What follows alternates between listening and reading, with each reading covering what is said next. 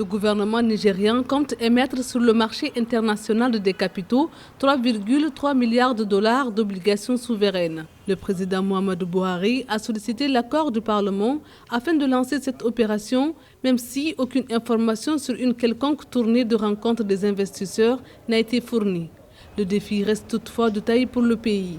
Il est clair que pour le Nigeria, l'enjeu est de financer son déficit extérieur, d'avoir une espèce de contrôle sur ses réserves en devises. Pouvoir mobiliser 3,3 milliards de dollars d'eurobonds permettra de reconstituer les réserves de change au-dessus de 41 milliards de dollars, ce qui est nécessaire pour la stabilité du Naira.